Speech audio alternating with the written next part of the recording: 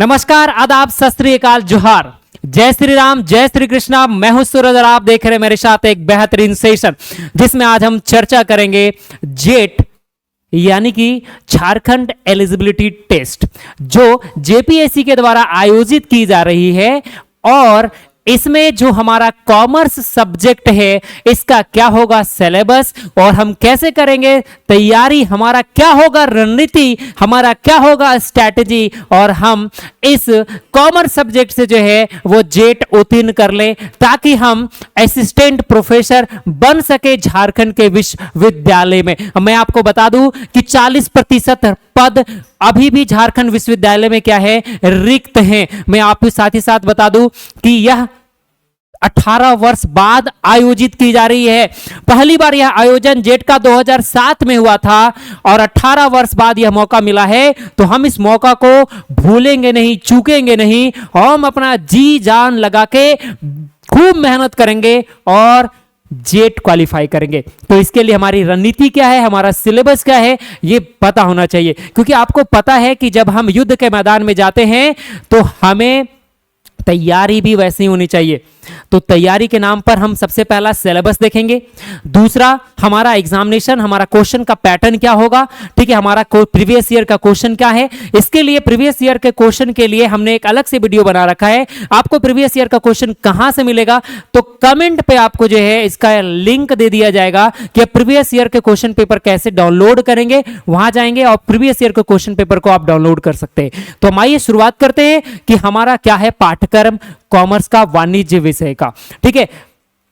तो सबसे पहले हम समझते हैं कि यह जो आपका सिलेबस है यह यूजीसी नेट का सिलेबस है। इसका मतलब क्या हुआ, यूजीसी नेट का सिलेबस है, कहने का मतलब यह है आपने जेट की एडवर्टाइजमेंट में, विज्ञापन में आपने देखा है, वहां पे जेपीएससी ने विज्ञापन जो जारी किया है वहां पे स्पष्ट शब्दों में यह मेंशन किया गया है कि जो यूजीसी नेट के जो सब्जेक्ट है, CSIR नेट के जो सब्जेक्ट हैं वही सब्जेक्ट के एग्जामिनेशन आयोजित की जाएंगे और उन्हीं का पाठ्यक्रम होगा। यानी वहां का जो सिलेबस है, यूजीसी नेट का जो सिलेबस है, वही सिलेबस हमारा किसमें पाए जाएंगे, तो आपका किसमें पाए जाएंगे, जेट के सिलेबस में पाए जाएंगे। तो हमारा कॉमर्स से क्या क्या है इस पे हम समझते हैं। तो कॉमर्स में हमारा टोटल जो हमें टॉपिक कवर करना है, ठीक है, वो हमारा 10 यूनिट कवर करना है। यानी हमें 10 यूनिट जो है, टोटल 10 यूनिट जो है हमारा क्या करना है, कवर करना है। हमारा सिलेबस मात्र 10 यूनिट का है। सर मात्र 10 यूनिट, मजा आ जाएगा, ठीक है, क्वालिफाई कर लेंगे। गुरुजी 10 यूनिट है, ठीक है, क्लियर है। यूनिट और चैप्टर में अंतर होते हैं, बहुत सारे चैप्टर मिला के एक यूनिट बनता है। मैंने 10 यूनिट का है, ठीक है। और अगर इतना ही आसान होता ना तो सभी लोग जेट क्वालिफाई कर लिए होते, नेट क्वालिफाई कर लिए होते। समुंदर में जाके मोती निकालना इतना है जेट, समझ रहे हैं। और अगर आपको समुद्र में जाके मोती निकालना नहीं आता है तो जेट क्वालिफाई कर पाना जो है मुश्किल सा होगा। अब मोती निकालने का तात्पर्य ये है ना कि आपको रणनीति, स्ट्रैटेजी पता होना चाहिए। समुंदर है सिलेबस, उसमें से पढ़ना क्या है, ठीक है, ये पता होना चाहिए। तो हम एक एक करके समझते हैं हमारा टॉपिक क्या है। टोटल 10 यूनिट जो है हम कवर अप करेंगे। पहला जो यूनिट है business environment and international business, ठीक है। पहले, बहुत पहले जब यूजीसी एग्जाम कंडक्ट कराता था, अभी एनटीए एग्जाम कंडक्ट कराता है नेट के लिए, तो यूजीसी जब एग्जाम कंडक्ट कराता था तो बिजनेस एनवायरनमेंट एक अलग यूनिट हुआ करता था और इंटरनेशनल बिजनेस एक अलग यूनिट हुआ करता था। और जब से एनटीए एग्जाम को कंडक्ट कराने लगा ये दोनों को मिला के एक यूनिट बना दिया। यानी सिलेबस कितना बड़ा किया ये हम बताना चाह रहे थे। तो हमारा पहला यूनिट में पढ़ेंगे बिजनेस एनवायरनमेंट, साथ ही साथ हम इंटरनेशनल बिजनेस पढ़ेंगे। दूसरा यूनिट में हम पढ़ेंगे अकाउंटिंग एंड ऑडिटिंग, ठीक है। तीसरा यूनिट में हम पढ़ेंगे बिजनेस इकोनॉमिक्स। चौथा यूनिट में पढ़ेंगे बिजनेस फाइनेंस। पांचवां यूनिट में पढ़ेंगे business statics and research method. 6 unit में पढ़ेंगे business management and human resource management. 7 unit में पढ़ेंगे banking and financial institution. 8 unit में पढ़ेंगे मार्केटिंग मैनेजमेंट यूनिट, और 9 यूनिट में हम लोग पढ़ेंगे legal except of business unit, और नंबर 10 में पढ़ेंगे income tax and corporate tax planning. अगर मैं सिलेबस की बात करूं तो आप थोड़ा सा देखेंगे कि जो हमारा सिलेबस है, हमारा जो ये आपको सिलेबस 10 यूनिट का दिख रहा है, ठीक है, वो कुछ और नहीं है बल्कि आईकॉम प्लस बीकॉम पूरा, ठीक है, यानी सेमेस्टर 1 से लेकर semester 6 plus MCom equal to what, equal to syllabus of commerce. किसके लिए? जेट के लिए, ठीक है, जेट के लिए, ठीक है, यानी आईकॉम बीकॉम एमकॉम के जितने भी सिलेबस हैं सब हमारे जेट में आ जाते हैं, ठीक है। तो ये इतने सारे हमारे यूनिट जो है हमें कवर अप करना है। अब थोड़ा सा हम कंटेंट की बात करते हैं कि प्रत्येक यूनिट से कितना क्वेश्चन आएंगे और कितना मार्क्स के होंगे। तो जो हमारा दिख रहा है यूनिट 1, हमने जिसे कहा business environment and international business, इसमें टोटल जो नंबर ऑफ क्वेश्चन रहेंगे वो 10 क्वेश्चन रहेंगे, 10 क्वेश्चन रहेंगे। प्रत्येक जो क्वेश्चन है वो कितना मार्क्स के रहेंगे? 2 मार्क्स के रहेंगे। तो टोटल कितना मार्क्स हो गया? 20 मार्क्स। अकाउंटिंग एंड ऑडिटिंग जो है वो कितना क्वेश्चन रहेगा? 10 क्वेश्चन रहेगा। कितना मार्क्स का होगा? तो 2 मार्क्स का, तो 10 इंटू 2 कर देंगे हमारा, तो कितना हो गया? 20 मार्क्स। इसी प्रकार से बिजनेस इकोनॉमिक्स से कितना क्वेश्चन रहेंगे? आपके 10 क्वेश्चन रहेंगे, प्रत्येक क्वेश्चन 2 मार्क्स, कितना हो गया? 20 मार्क्स। बिजनेस फिनांस से कितना रहेंगे? 10 क्वेश्चन रहेंगे, टोटल कितना हो जाएगा हमारा? 20 marks. Business statics and research method से कितना क्वेश्चन रहेंगे हमारा? 10 क्वेश्चन रहेंगे, प्रत्येक question 2 marks, 20 marks. Business management and human resource management से है, 10 क्वेश्चन रहेंगे, प्रत्येक 2 मार्क्स, टोटल कितना हो गया? 20 marks. Banking and financial institution से 10 क्वेश्चन रहेंगे, प्रत्येक 2 नंबर का क्वेश्चन रहेंगे, आपके 20 मार्क्स। मार्केटिंग मैनेजमेंट यूनिट से प्रत्येक 10 क्वेश्चन रहेंगे, हमारा कितना हो गया? 20 marks. Legal except of business unit से हमारा कितना होगा? 10 क्वेश्चन होगा, प्रत्येक 2 मार्क्स के, तो हमारा हो गया 20। और income tax and corporate tax planning से 10 क्वेश्चन रहेगा, प्रत्येक कितना होगा? 2 मार्क्स का, तो टोटल कितना हो गया हमारा? 20 मार्क्स। तो टोटल जो हमारा, अब इस सबको आप सम अप करेंगे तो आप ये पाएंगे कि आपका जो है टोटल नंबर ऑफ क्वेश्चन कितना हो गया? 100, ठीक है, और टोटल मार्क्स जो है वो कितना हो गया हमारा? 200। तो ये आपका पेपर 2 है, आपको याद रखना है ये पेपर 2 है। और आपका कंसर्न सब्जेक्ट जो है वो मैंने क्या बताया आपका, ये कॉमर्स की बात कर रहे हैं। तो कॉमर्स में जो है आपका 200 मार्क्स जो है वो होंगे, ठीक है। ये मेरा नंबर ऑफ क्वेश्चन और ये मेरा हमारा रहा कितने मार्क्स के होंगे। अब आपके मन में ये प्रश्न आ रहा होगा, सर क्या ऐसा क्वेश्चन सेट रहता है क्या कि क्वेश्चन नंबर 1 से क्वेश्चन नंबर 10 तक जो है वो business environment and international business का हो गया, क्वेश्चन नंबर 11 से लेकर क्वेश्चन नंबर 20 तक जो है वो अकाउंटिंग एंड ऑडिटिंग का क्वेश्चन हो गया, क्वेश्चन नंबर 21 से लेकर क्वेश्चन नंबर 30 तक जो है वो बिजनेस इकोनॉमिक्स का क्वेश्चन हो गया? ऐसा नहीं होता है, क्वेश्चन मिक्सअप होगा, ठीक है। क्लियर है मेरे बात को? अब आते हैं हमारा एक एक करके कि कौन कौन सा टॉपिक जो हम लोग कवर अप करेंगे, ठीक है, business environment and international business में।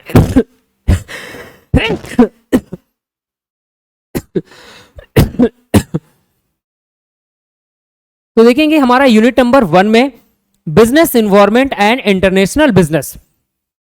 बिजनेस एनवायरनमेंट का क्या तात्पर्य हो गया, ठीक है। तो बिजनेस का मतलब क्या? Business is the economic activity which are done in the regular basis for the earning and profit motive through legal, ठीक है। तो ये मेरा बिजनेस हो गया।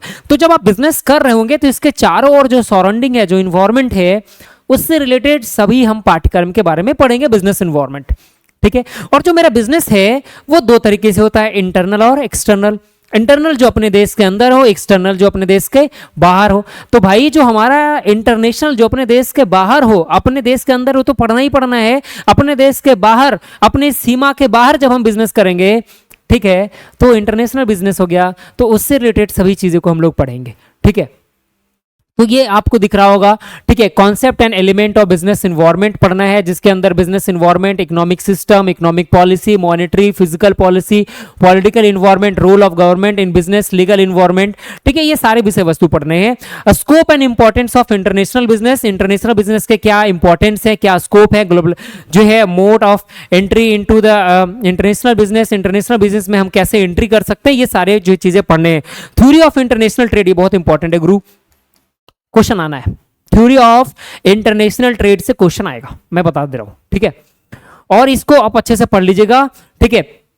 Tariff and non tariff barrier क्या है, इंडियन फॉरेन ट्रेड पॉलिसी क्या है, ठीक है। नेक्स्ट मैं बात करूंगा फॉरेन डायरेक्ट इन्वेस्टमेंट, इसको भी आप देख लीजिएगा। फॉरेन डायरेक्ट इन्वेस्टमेंट एफडीआई जो है वो क्या है, फॉरेन पोर्टफोलियो इन्वेस्टमेंट क्या है, type of FDI, cost and benefits of the FDI, ठीक है। बैलेंस ऑफ पेमेंट क्या होता है, बैलेंस ऑफ ट्रेड क्या होता है, इन सब विषय वस्तु को आपको पढ़ना पड़ेगा। इंटरनेशनल बिजनेस में आपको पढ़ना पड़ेगा WTO क्या होता है, वर्ल्ड ट्रेड ऑर्गेनाइजेशन क्या होता है। साथ ही साथ आपको पढ़ना पड़ेगा WTO के बाद जो है आपको जो है इसी के अंदर आपको पढ़ना पड़ेगा वर्ल्ड बैंक क्या होता है, इंटरनेशनल मॉनेटरी फंड क्या होता है। ये भाई इसी के अंदर आपको इन सब चीजों के बारे में पढ़ना पड़ेगा, ठीक है। आपने देखा कि यहाँ से भी क्वेश्चन रहेंगे, international economic institution, IMF, world bank, ठीक है। ये आपको पूरी जो आपके पूरे के पूरे जो आपके इंटरनेशनल जो है बिजनेस के जो संस्थान है उनके बारे में आपको पढ़ना पड़ेगा। नेक्स्ट मैं बात करूंगा आपका अकाउंटिंग एंड ऑडिटिंग, ठीक है। तो अकाउंटिंग जो है मैं बताऊं तो जो आप बिजनेस जो है जो आपने बिजनेस किया है उसी चीज को जब आप अपने पुस्तक में जब आप एंट्री कर देते अकाउंटिंग हो गया, और जब आप इसी चीज को क्या कर दे, ठीक है, जब आप इसी चीज को आप जांच कर दे, चेक कर दे, ठीक है, तो वो ऑडिटिंग हो गया। मैं आसान शब्दों में बताने का प्रयास किया हूं, ठीक है।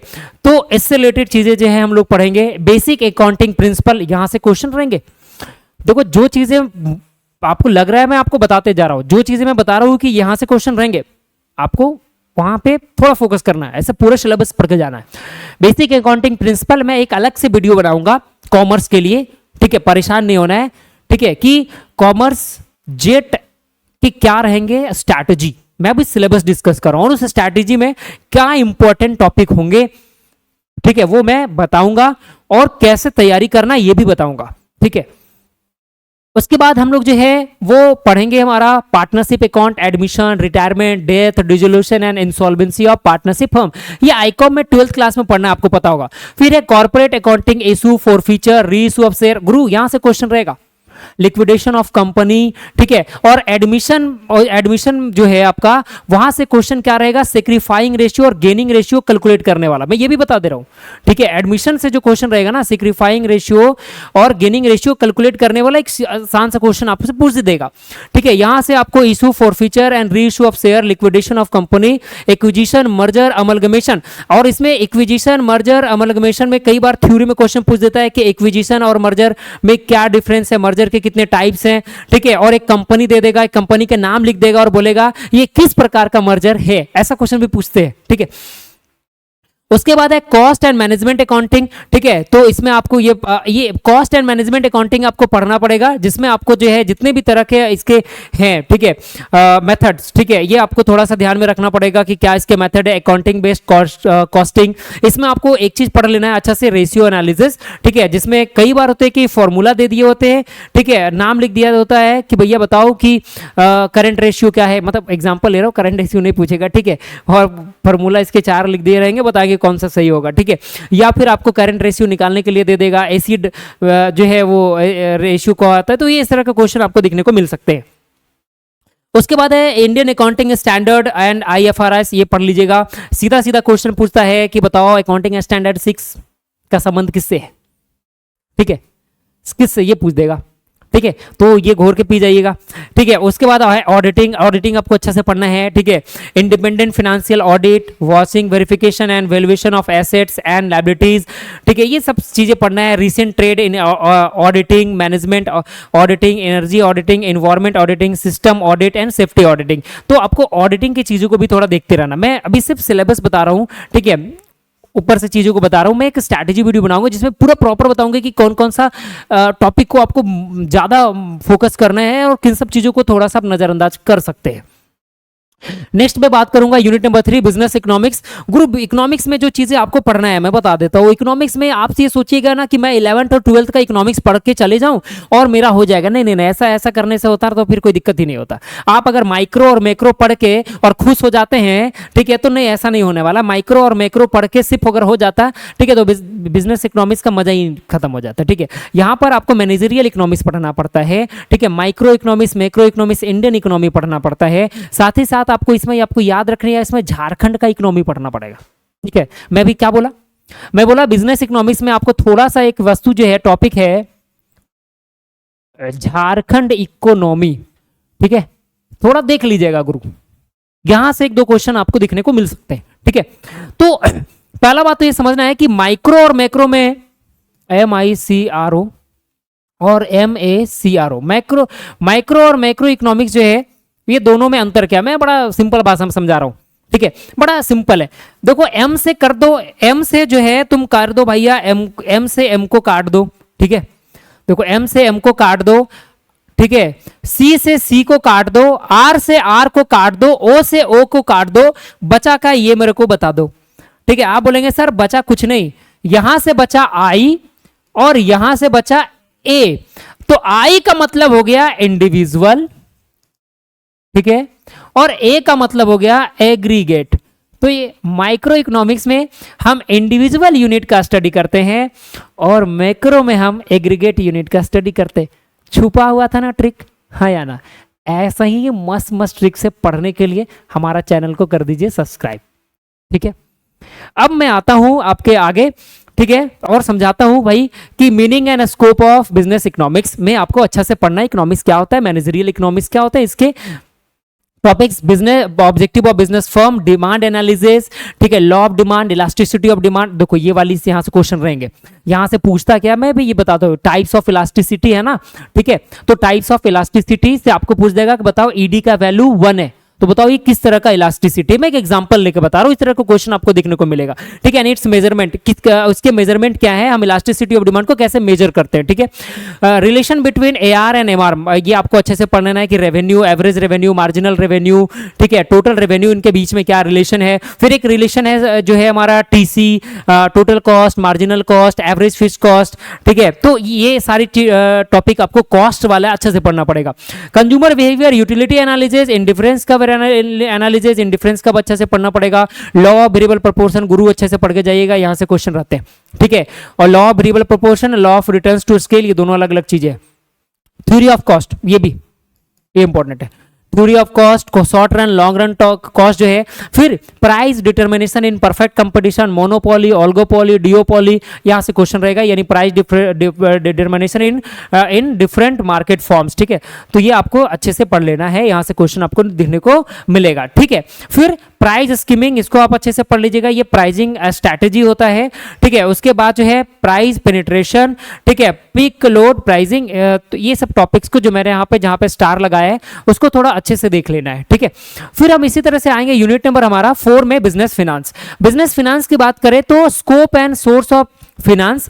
ठीक है, आप कहां से जो है वो आपको पैसा मिलेगा बिजनेस करने के लिए, तो आपको देखना है क्या है, सोर्स ऑफ फिनांस जो है आपको देखना है। इसमें ये वाले टॉपिक को आप अच्छा से पढ़िएगा, cost of capital and time value of money, यहां से क्वेश्चन आपको देखने को मिलेगा। फिर दूसरा बात है कैपिटल स्ट्रक्चर, ये भी आप अच्छे से पढ़िएगा। कैपिटल बजटिंग डिसीजन, ठीक है, इसको भी आपको थोड़ा अच्छे से देख लेना है। वर्किंग कैपिटल मैनेजमेंट से क्वेश्चन रहेगा। ठीक है, और इसमें dividend decision, theory and policy, ठीक है, इसके अलग अलग है भाई, इसको भी अच्छे से पढ़ लीजिएगा, खास करके डिविडेंड डिसीजन को। ठीक है, इसके बाद जो रिस्क एंड रिटर्न एनालिसिस, ठीक है, उसके बाद हमारा इंटरनेशनल मॉनेटरी सिस्टम जो है, इसके बाद हमारा foreign exchange market, exchange rate risk and hedging technique, ये थोड़ा आपको देखना पड़ेगा कि हमारा ये किस प्रकार से हम जो है हम रिस्क को मेजरमेंट करते हैं। ठीक है, international financial market and instrument, हमारा ये वाली टॉपिक अच्छे से पढ़ना है, international financial market and instrument. ठीक है, euro currency, GDRS, ADRS, international, तो ये सब चीजों को थोड़ा सा आप देखिएगा बिजनेस फिनांस में। नेक्स्ट मैं आता हूं आपका यूनिट नंबर 5। यूनिट नंबर जो 5 है, मैं इसकी बात करूं तो यूनिट नंबर 5 बताता है कि business statics and research methods. ठीक है, अब आपको थोड़ा सा समझना है, जो आप स्टैटिक्स आपने पढ़ा है, ठीक है, उस स्टैटिक्स की थ्योरी पोर्शन को आप यहाँ पे अच्छा से पढ़िएगा।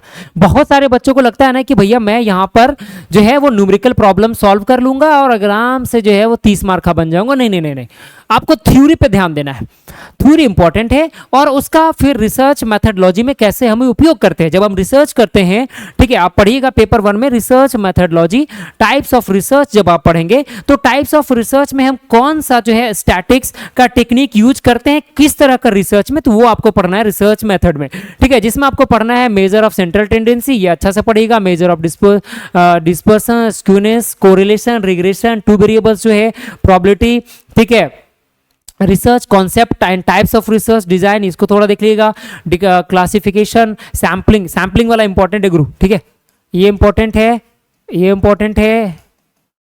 इसके बाद कोरिलेशन,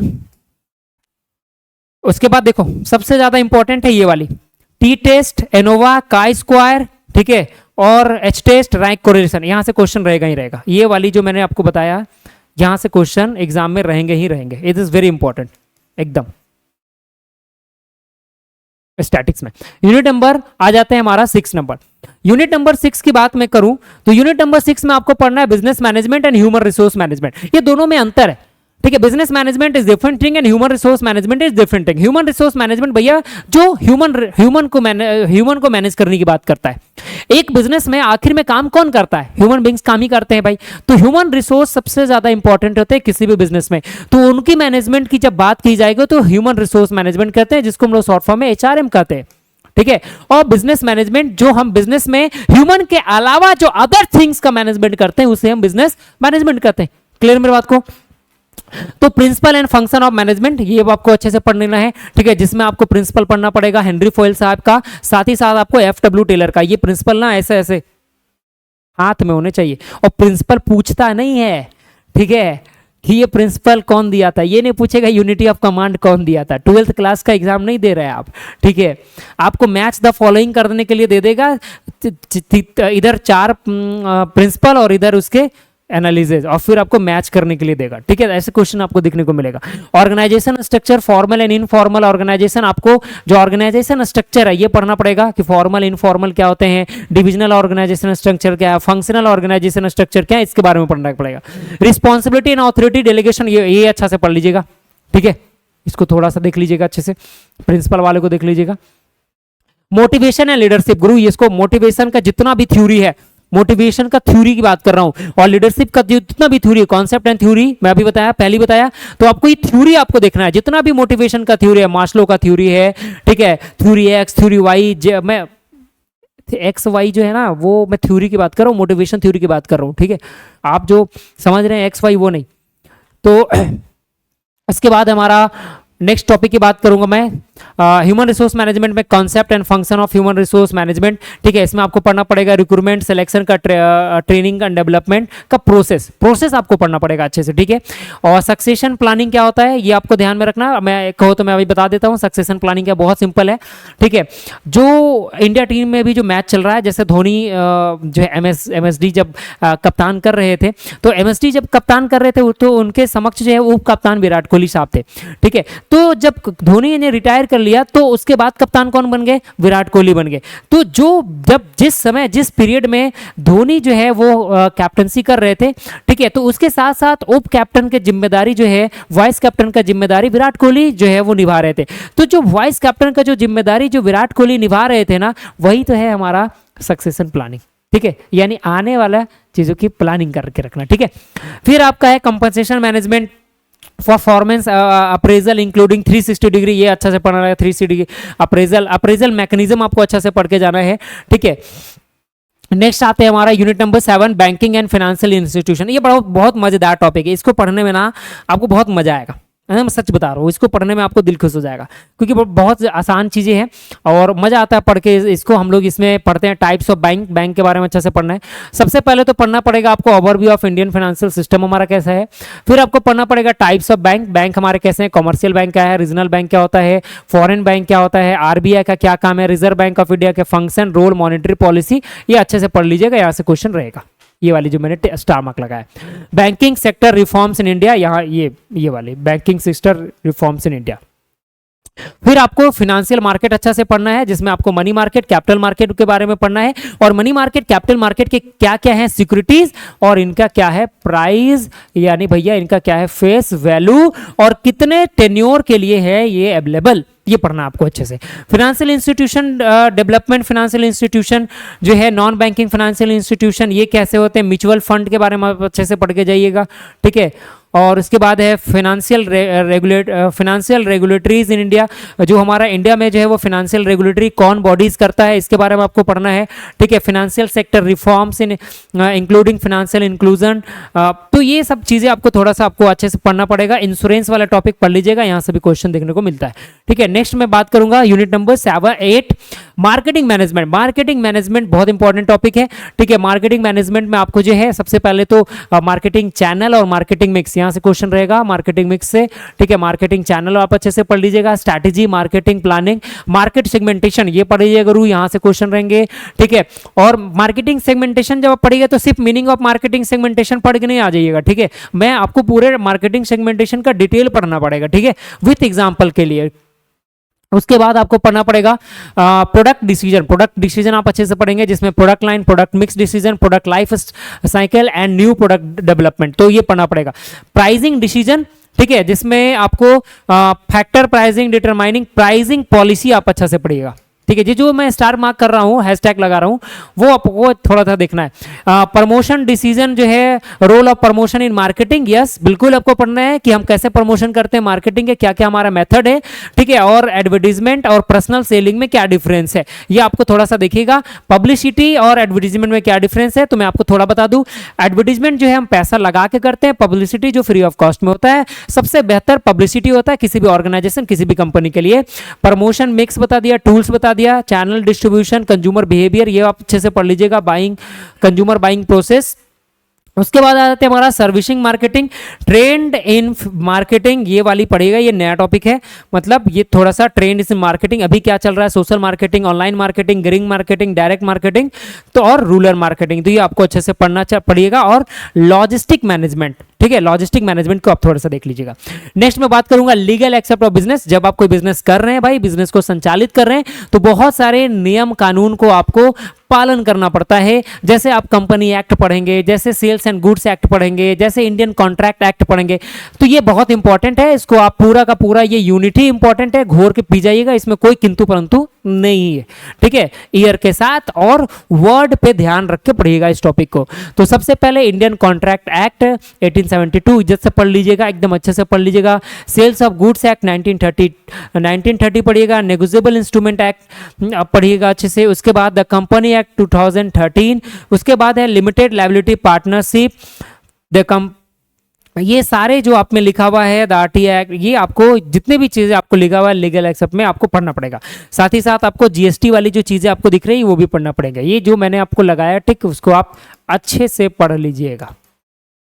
नेक्स्ट में आता हूं आखिरी यूनिट नंबर 10 की बात करता हूं, income tax and corporate tax planning. Income tax और कॉर्पोरेट टैक्स प्लानिंग से क्वेश्चंस रहेंगे। इनकम टैक्स से क्वेश्चन देखने को मिलता है, और इनकम टैक्स से ज्यादातर जो क्वेश्चन देखने को मिलता है वो एग्रीकल्चर से, एग्रीकल्चर वाला जो टॉपिक है ना, वहां से क्वेश्चन ज्यादातर देखने को मिलेगा, ठीक है। यानी एग्रीकल्चर इनकम को थोड़ा सा आप अच्छे से देख लीजिएगा, ठीक है। साथ ही साथ जो है आप इसके जो टोटल 5 हेड हैं, ठीक है, इसके बाद आप बेसिक कॉन्सेप्ट में रेसिडेंशियल स्टेटस को देख लेंगे, क्लबिंग इनकम को थोड़ा सा आप देख लेंगे, ठीक है। उसके बाद है इंटरनेशनल टैक्सेशन, डबल टैक्सेशन क्या है, ठीक है, इसको आप थोड़ा सा देख लेंगे। और ये जो है आपका है कॉर्पोरेट टैक्स प्लानिंग क्या होता है और उसके क्या मेथडोलॉजी है, मैकेनिज्म है, इसके बारे में आप थोड़ा सा देखेंगे। और deduction and collection of tax source, advance payment tax and E filing income tax return, इसको भी आप थोड़ा सा देख लेंगे। तो ये है हमारा यूनिट नंबर 10 के सिलेबस।